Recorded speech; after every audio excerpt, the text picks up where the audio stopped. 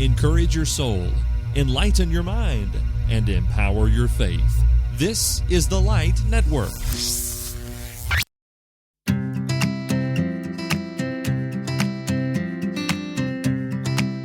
Hello and welcome to Preachers in Training. This is the podcast on which we discuss all things preaching and ministry. Coming to you from the exhibit hall floor at Polishing the Pulpit in Sevierville, Tennessee. And I'm glad to get to sit down today with Melvin Otey, who is, let's see, I forgot to ask you your official title associated with the Jones School of Law. You're the dean. No, I'm professor of law. Professor of law. Professor I got all confused. I'm sorry. That's all right. I'm trying to promote you. I don't prefer the administrative parts as much as just ministering to the students. Okay, good. Okay.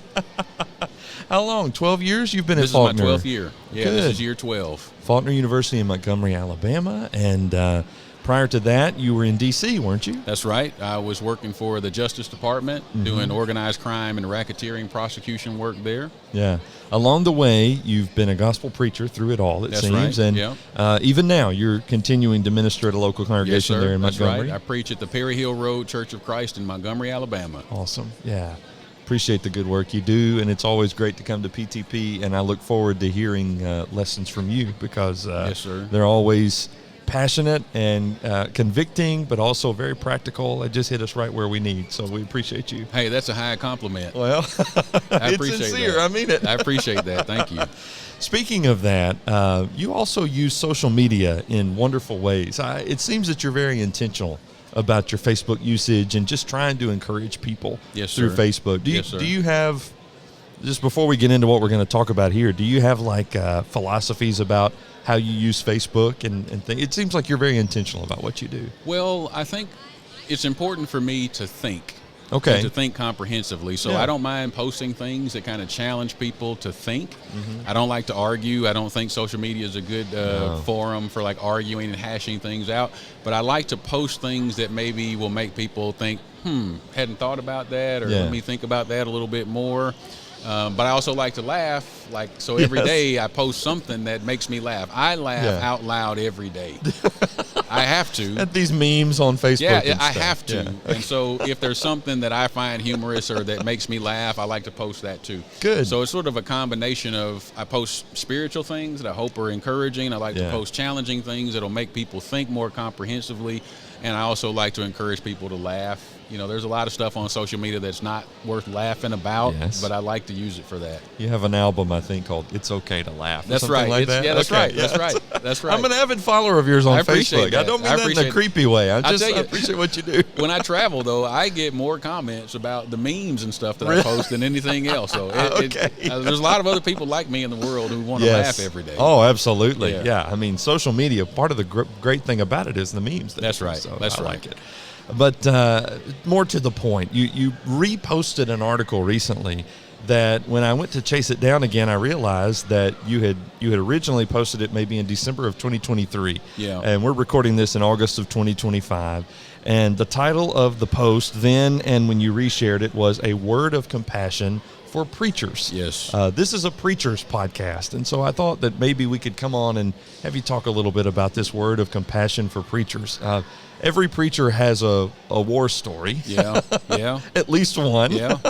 And you mentioned in the article, other people don't really get it. They don't get it. All right. So elaborate on that a little bit. Well, it's hard to get it because the people who show up every Sunday, especially those who show up faithfully, love those folks. The best people in the world. Yeah. But what it takes for them to show up is not the same thing that it takes for a preacher to show up. Yeah. I used to tell a church when I preached back in D.C., hey, every time you see me, I mean literally every time you see my face, it represents 10 hours of work. Oh, okay. Yeah. You know, I can't just show up and be here and just be like, oh, yeah, you guys should be happy that I made it. No, I spend all of my time during the week, like every waking moment of free time that I have, and I'll stay up until 1 o'clock, 2 o'clock at night. I'm taking time away from my family and all that to prepare because I take it very seriously. When I stand up to speak a word on God's behalf, I take that seriously. Like my soul is going to be affected by what I do. Your soul is going to be affected by what I do. Yeah. So you don't put in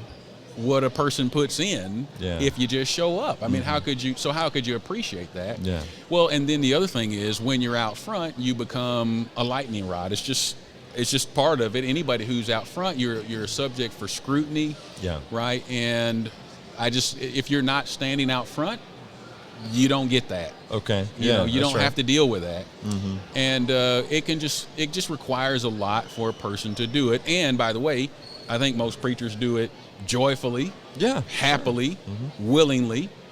But I just think because people don't understand and they don't appreciate it, sometimes they may interact with preachers in ways that make it less joyful. Okay. Yeah. So all preachers are not in a position to say something about it, right? Yeah, if you're in a local work somewhere and, the elders are making life difficult for you, or, there's some godly women in there who get on to you for something, like, you may not be in a position to say something about that.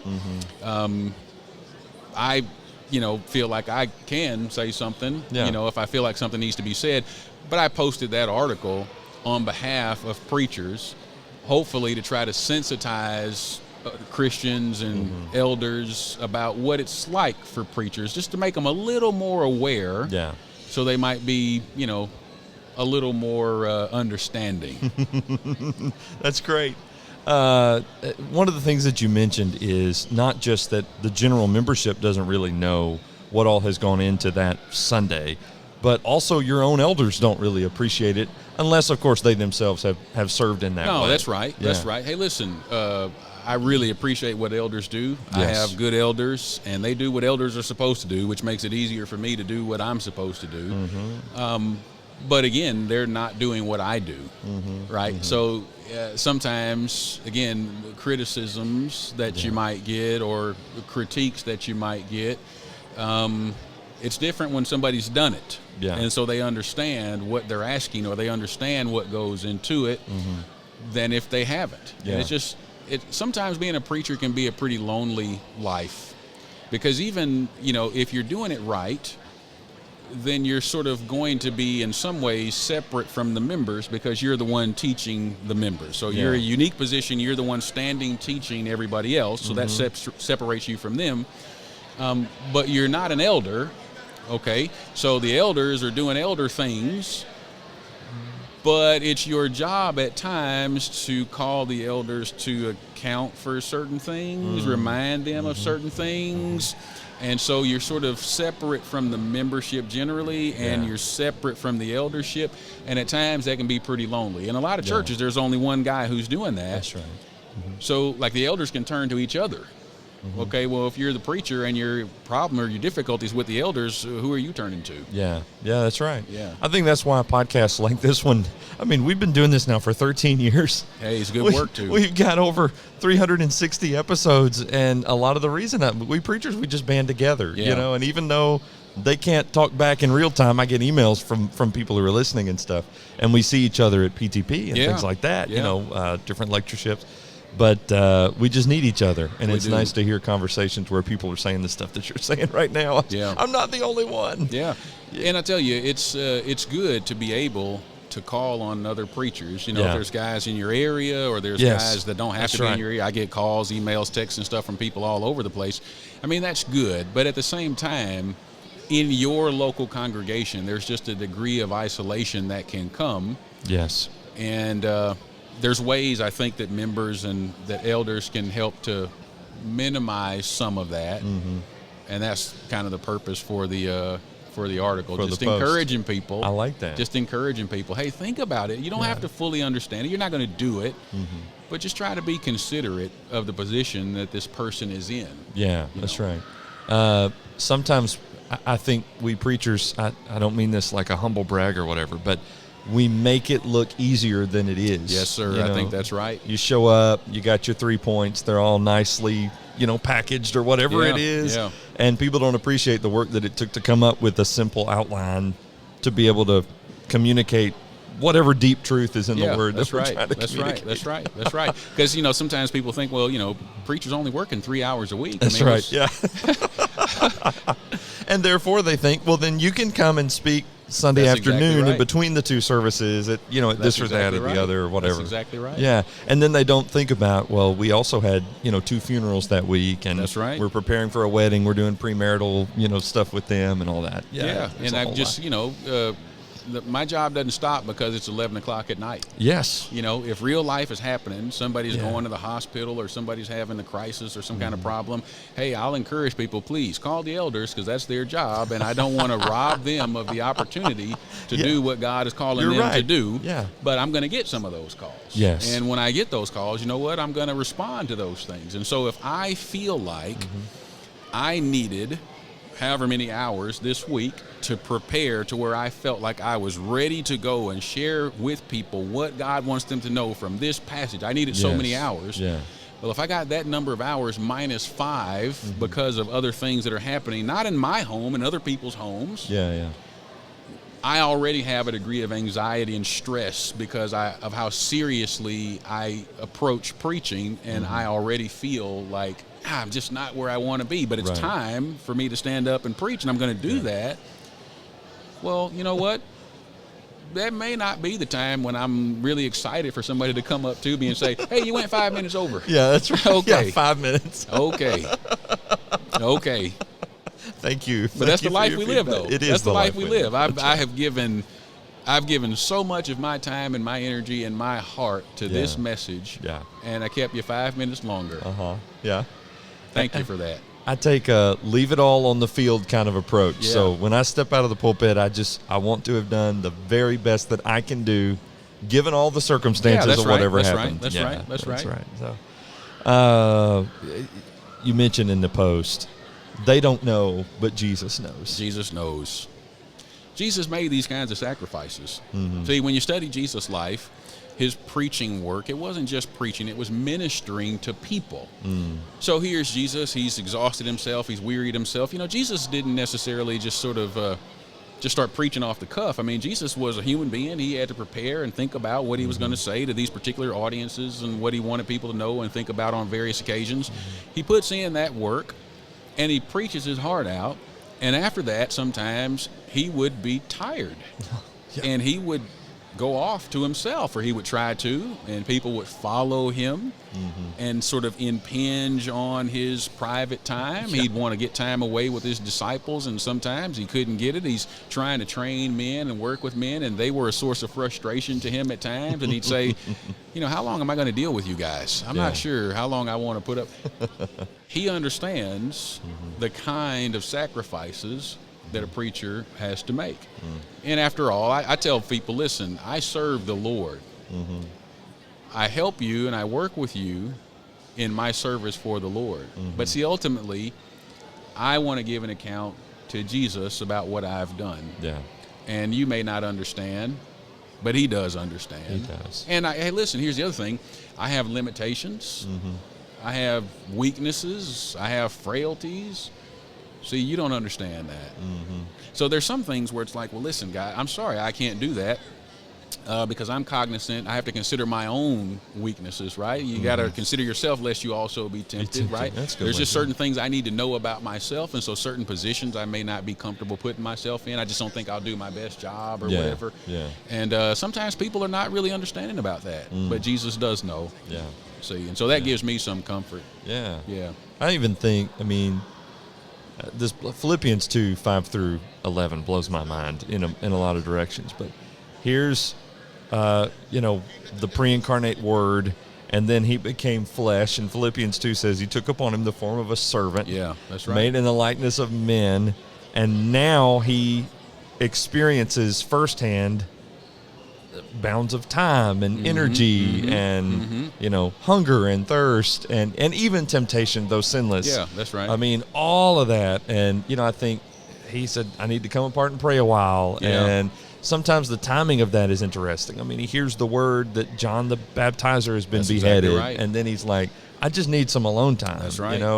And, of course, a lot of times those plans are foiled because the multitudes have traced his paths or something. Yeah. Or, he encounters somebody who just needs him for a minute. And I'm thinking, boy, if I would have been in Jesus' situation, I probably would not have been so kind. Yeah, that's right.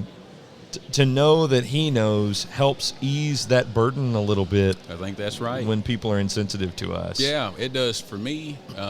You think about it. If a man's got a wife or he's got a family, you think for a moment, what happens in your marriage and in your family? And does any of that stuff cause you stress? Does any of that stuff not go exactly how you'd like it to go? No, never. I live in a preacher's home. What do you know? Because the difference is when that happens in your life, you come to the church building and you just sit there quietly and everybody else does everything. But if it happens in the preacher's life, he's got to stand up and preach the word of God. Yeah. And, hey, listen, I've had, I'm sure other people have had, you have family members die, you get bad news and stuff like that. Well, hey, person died on Friday. Well, I've got to stand up Sunday morning and do some preaching. Yes. And then I've got to leave right after services so I can get to town to preach a funeral for one of my dear relatives, and that's not your problem. And I'm not going to make it your problem. No. But I'm just saying life happens. Right. Life happens. And we soldier on and do what we got to do, and we want to glorify God in everything we do. We want to encourage and help people. It's just important that people understand what we're doing, and maybe they try to encourage and help. Yeah. And you don't have to know everything that's going on. I don't have to know what's going on in everybody's life to know that, hey, when I see that person, I want to leave them feeling more encouraged than they were when I talked to them this morning. Yeah. And see, when you talk to your preacher, maybe that's your thinking. Maybe your thinking is, I don't know everything that's going on, but I want to leave him feeling more encouraged than when we first spoke. Mm-hmm. Yeah, I'm just saying everybody doesn't think like that. And a lot of people are really encouraging. Yes, right? they A lot are. of people They are. They mean well, certainly. But preachers are people too, is what you're that's saying. right. That's right. That's right. How do you avoid bitterness? I mean, I love how real you are about this, because what isn't helpful is when you get guys who are talking to other preachers and it's like they downplay all this stuff. Well, yeah, I know that has happened sometimes, but and it's, you can't ignore it and act like it's not a thing. People are insensitive, but to your point, how could they be sensitive to what we're feeling? Because they don't live in our shoes. Our work, I've heard different preachers say this, our work is very unique. That doesn't make it like, everybody should bow to whatever we say all the time. No, that's right, yes. There are a lot of demanding jobs out there. Doctors have demanding jobs. I'm sure in the business of law, there's a lot of demands that are in there, and there are probably seasons where you're burning the candle at both ends and things like that. Having said all of that, though, I mean, how do we fight bitterness to keep going? Because like you say, I've got the relative's funeral this afternoon, but this morning I'm supposed to show up and teach Bible class and preach with the same joy and gospel enthusiasm and hope-filled attitude that the gospel reflects, and some days I'm just not feeling it. Satan can use that, right? If we let him. He can use that. What do we do? What do you think? I think it's important to try to maintain a balanced life. Okay. Where do you derive your sense of satisfaction and value? I try to be pretty careful that I'm not going to derive it from too many other people. I think I need to understand what God wants me to do, and I need to make sure that I'm doing that as best I possibly can. And as long as I believe I'm doing the things that God wants me to do, why did he let me wake up today? Yeah.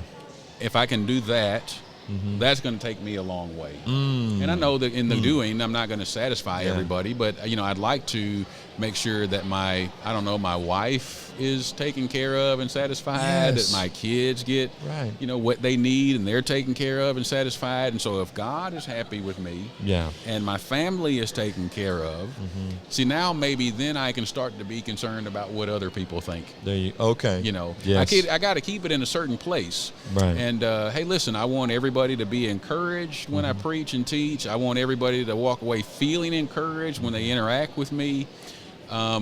But there are going to be times when that's not true. Yeah. Is there something I need to learn about that? Did I do something wrong? Is there something that I need to change? Because if I can learn from that, well, that's good for me. Yeah. See, I'll apologize to somebody, and then I'll also just try to do better. Yeah. But there are going to be some times where I'm like, well, that person is just having a bad day, and they're taking it out on me because they can. Yes.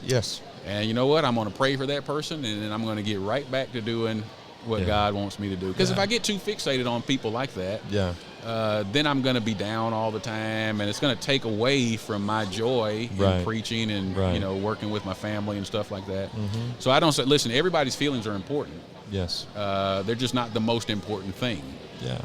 So, because my feelings are not the most important thing, I try to respect everybody's feelings, and I want to be an encouraging person.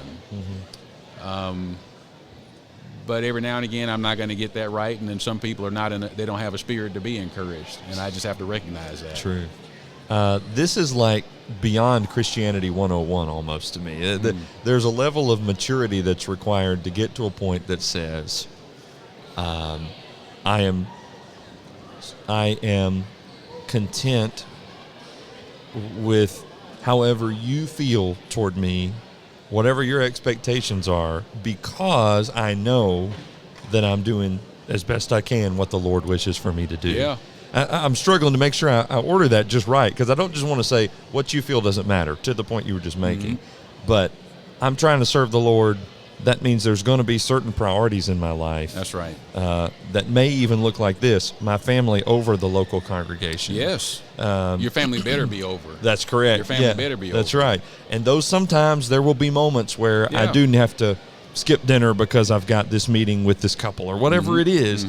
In the long run, my wife and kiddos better know that they're my priority. Yeah, and hey, here's the thing. That's going to happen no matter what kind of work you do. That's right. You know, it doesn't matter what kind of work you do. I had my own law office, you know, for several years, and hey, I'm in trial for 3 weeks, and guys, we got a thing. We are supposed to sit down and eat dinner as a family. Yeah. Well, when I'm in trial, that can be pretty difficult. I hate to compromise that, but there are just some things that can happen in life where that has to be compromised, and here's the deal.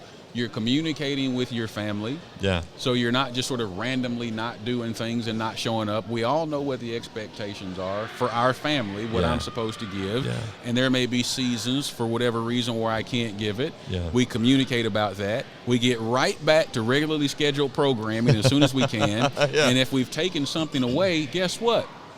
We make up for it somehow. See, we miss some time that we should have gotten. So maybe since I've been this kind of busy, we need to get away for a couple days and just hang out together. And that's going to happen. Your kids get older. They have things going on, and their schedules are going to be pretty demanding sometimes. Or my wife does a lot of speaking and stuff, so she needs to take off and go do her speaking engagements and so forth. It's fine, but your family better be first, man. Yeah. If you just kind of fit your family in, you'll lose your family. It's a problem. I can preach at another church. I'm not going to get another wife, y'all. That's right. Yes. I can find another place to preach. Now, by the way, the folks at the church where I preach are great. They're great. Very supportive. I'm not trying to go anywhere. That's right. They're very good to me and my family, but I'm just saying my family's got to be first. Hey, my elders are very supportive of that. If I say to them, hey, guys, I need to, take off and do this, and my boy has got this and that, and they're like very supportive of that. Good.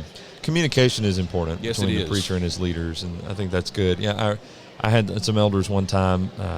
I was kind of, I don't know, I was upset because there was no way, given all the demands of family and ministry and some studies I was involved in, Bible studies and otherwise, that I could go and visit every single person that we had who was sick. We were just in this season at the local congregation where I was at the time. We had a lot of sick people and a lot of Bible studies and there was just a lot. Everything was a lot. And my elders looked at me and they said, Robert, there are several hundred other people who can go and do this stuff. We want you to focus on the stuff that only you can do. That is exactly right. They said, come Sunday, none of the rest of us are going to get up and preach that sermon. That's right. I appreciated that. That is a very wise way to proceed. Yeah. I tell people, like in a local congregation, there may be a lot of things I can do. I want to spend my time doing the things I'm uniquely qualified to do. Yes. So, listen, I'll go and visit. We have members in the hospital and stuff like that. I go and visit. I don't go and visit everybody. It's not because I don't love everybody. I just can't go and visit everybody. Right. But you can go and visit everybody. Like, you don't work anymore. You're retired. You can go and visit everybody if you want to do that. Yeah. You can call, you can visit, you can encourage, and it's like, listen, I really want you to do the things that you can do because there's other things that you cannot do. And so, hey, if there's only so many people who can teach effectively, we need them to teach. So we need to make sure they're free. to teach. Yes. Congregational teaching. We need to make sure they're free to do that because they're the only ones who know how to do that. Yeah.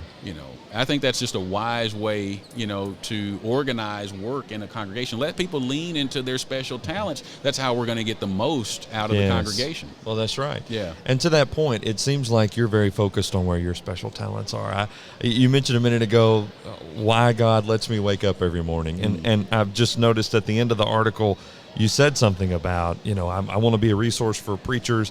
I believe that's why God lets me wake up every day. I do believe Is that. There's a clarity on your part. You've discerned where you believe your talents lie, and you're trying to operate within your wheelhouse, for lack of a better way of saying that. Not trying to put words in your mouth. No, I think that's right, because I think, you look at the parable of the talents, right? Yeah. 5 talent man, 2 talent, 1 talent. Hey, listen, whatever you think your talents are, you have a responsibility to maximize the Lord's return on the talents he's given you. Okay, yeah. So, hey, if you gave me 5 talents, I can't bring him 4 back.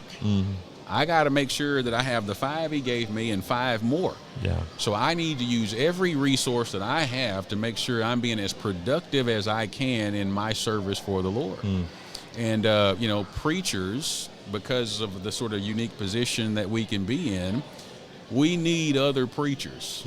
And when I was a younger guy, just honestly, I did not have that. And the area where I was, geographically, there just weren't so many people around. Yeah. And so when I did find myself in kind of difficult spots, or I was wrestling with something, or I was trying to figure out, well, what's the best way to handle this or that, I just didn't always have resources. Yeah. And so I tell guys, and I mean it, I meet guys in preaching school and preachers and stuff like that. I tell them, hey, man, if I can ever help you, I'm happy to. Yeah, awesome. Guys do call and text and ask me stuff, and I'm like, listen, hey, man, it's no problem. Yeah.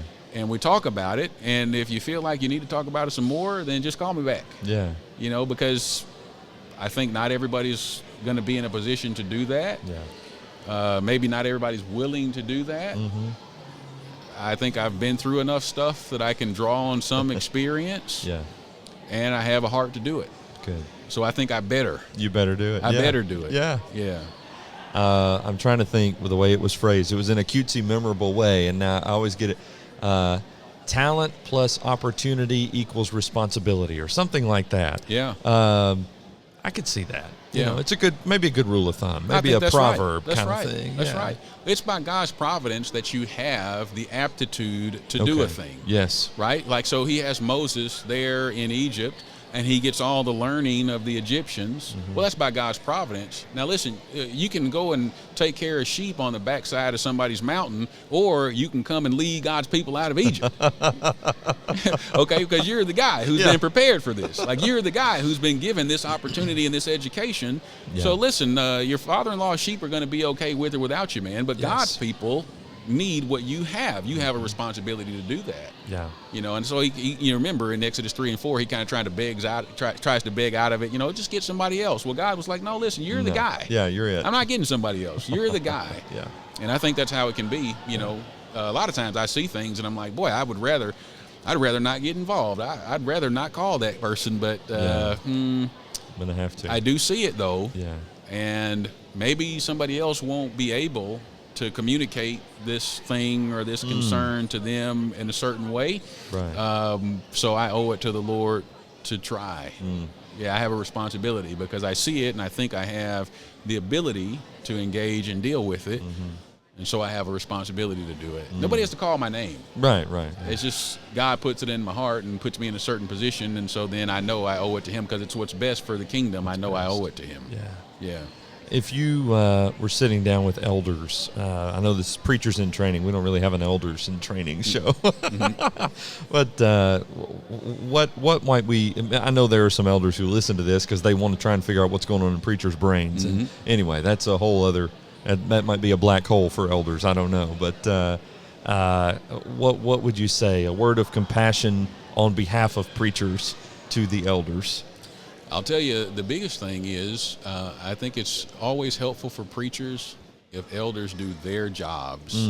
Because preachers have enough to do. Yeah. And a lot of times what winds up happening is the preacher's trying to do his job and then some part of the elder's job. Right. Hey, listen, if the elders do their jobs, then everything in the congregation is going to function better, including the preacher. And we're all about preaching against the sort of denominational pastor model. Yeah, and so sometimes we say that. we're against that, but then when practice, we wind up defaulting to it, right?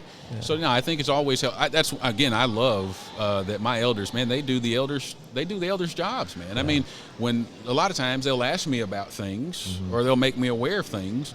But many times, things, by the time I find out, it's already done. It's dealt with. I like that. That's beautiful. That's beautiful. You mean I can go to lunch with my family and just hang out and take care of my family while y'all deal with it? I mean, that's beautiful. Right. I don't have to be worried about that kind of stuff. Yeah. I love that. Yeah. Another thing, though, I'd say is, you have to make sure that you are ministering to your minister. Because this person's job is they're ministers of the word, and they're going to spend all this time sort of pouring themselves out and investing themselves to preach the word to the congregation. Yeah. Well, somebody's got to make sure that that person is balanced and taking care of themselves and looking after themselves and doesn't wear themselves out. Yeah. So I think that's important too. I just think in ministry it's just a natural thing. We don't just serve the word, we serve people with and through the word. And if you're always sort of pouring yourself out, you get burnt out, you get sort of exhausted. Yeah. And so I love it. Sometimes preachers will tell me, hey, my elders told me to take off. Yeah. I didn't ask for it. They just told me to take off. And it may not be that, but just that kind of being aware of where someone is and what's best for them, I think that's a really good attitude for elders to have. And if elders are looking at this from the perspective of ROI or something like that, your return on investment is far greater if you'll just spend a minute, whatever it takes. What is it, $300 for a guest speaker or whatever the rate is, however many times he's got to fill in for the guy. It's worth it to give the preacher a little bit of a break if that's what's needed. Yeah, let him get a weekend away. Let him go to a lectureship. Let him go to a workshop somewhere he doesn't have to present. He's not working necessarily, but he gets to be fed himself. Preachers, that's also one of the things I think I mentioned in the article. Preachers are constantly feeding but rarely being fed themselves. Yeah. It's just a beautiful thing if I can sit under someone else who's studied a bunch of stuff that I haven't studied, or they've gone deeper into something than I've gone, and I get to learn from somebody else. Well, there's going to be a benefit to that when I get back in the pulpit at home. I've learned some things that I don't have the time to study everything for myself. I've learned some things, and now I can come back and share some of what I've learned with you. Yeah. I think that's helpful to everybody. Yeah. Yeah. I had an eldership one time, and they wrote it in the contract that I was, in addition to the obligations that I was promising to fulfill for the church, that I would be faithful to my wife. And at the time we didn't have children, and they said, if you have children, you will spend the time necessary with them and all of that. I thought, wow, that is really neat. That is beautiful. And I thought to myself, okay, I'm going to be shepherded here. Yeah, that is beautiful. So anyway, there you go, elders. Think on these things. Thank you for having a heart for preachers and for carving out a little time for us, even in the midst of what is a very chaotic PTP as well. I know it's all good and you serve with joy, but at the same time, this was one more thing, and I appreciate you adding it. Well, I'm happy to do it. I appreciate your work in this ministry. Thank you. And I'll just tell preachers, hey, listen, please. God had one son, and he sent him into the world as a preacher. It's a good and noble work. Good. So the sacrifices that we make are well worth it. We're walking in the footsteps of Christ. We have to make sure, though, that we are, like I said, balanced. If we do have wives or we have kids, Jesus didn't have a wife and kids. We got to remember that. Yeah. We can't attend every gospel meeting that we're invited to preach on. We can't go to every lectureship. We can't do everything. We have to be balanced. We have commitments to the local church where we are. We've made a commitment to those people. We should respect that. Good. It's okay to weary yourself in the work of the Lord. As long as you're balanced in understanding what the work is. Taking care of yourself and your family, that's part of the work. Yes. And there's a symmetry that can happen if other people will support you in taking care of yourself and your family. Now we're set up for a long ministry. Yeah. I'm going to pour myself out, exhaust myself in trying to serve you guys, and you guys are going to kind of protect me maybe from myself and encourage me and help me. Now we're set up for a long ministry. Right. And the elders don't have to worry, is this preacher one of those lazy preachers that we've always heard about, or whatever. I think the rumors are more conflated maybe than the reality. Most preachers I know are pretty good guys, and they got a hard work ethic. I think that's right. And hey, I sometimes say, listen, I'm not going to sit here for you to watch me study. Yeah. But when the time comes and I have to stand up and have something to say, you're going to know if I've been studying. Yeah, that's right. Yeah. I'm not repeating all the same lessons. I'm not repeating any of them where I am. I'm not repeating all the same lessons, and I'm not giving you a bunch of surface stuff. It took me 60 hours to mine this, and I'm going to try to give it to you in 45 minutes. Okay. It took me – I've been studying some topics. I mean, I'll study topics for weeks or months. It takes a long time to develop it, and now you mean to tell me that you guys, your attention span is going to allow me 45 minutes. Mm-hmm. Okay. That took a lot of work, and you'll see that in your preacher. You'll see that. Good. Well, before we go, how's everything at Faulkner and the Jones School of Law? Things going well over Things there? are going incredibly well. Yeah. Things are going well at the university as a whole. Yeah. Our enrollment is really good. That's There's been some spiritual renewal and revival, a lot of baptisms of young people. That's so neat. Our new president, Mitch Henry, is great. Yeah. He's brought a renewed spiritual emphasis to the campus, which I've been glad to be a part of that. Good. The law school is doing very well. We were the fastest growing law school in the United States last year. What? Yep. Wow. Had a big write-up last year about our spiritual wherewithal in the law school. Things have been going very, very well. Good. Yeah. Well, I'm glad to hear that. There's a lot of good things happening at Faulkner. Yeah. All right.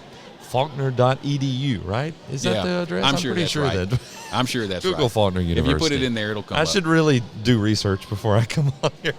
I'm sure that's right. I think it's Faulkner.edu. But anyway, appreciate you, Brother Otey, taking some time. Thank you. Thank you. Appreciate you being a part of this edition of Preachers in Training. Quick reminder that we produce these every Thursday from TheLightNetwork.tv, and our podcast partners find us on YouTube or wherever you get your podcasts. And we look forward to seeing you again next time. Till then, let's go preach the word. Amen.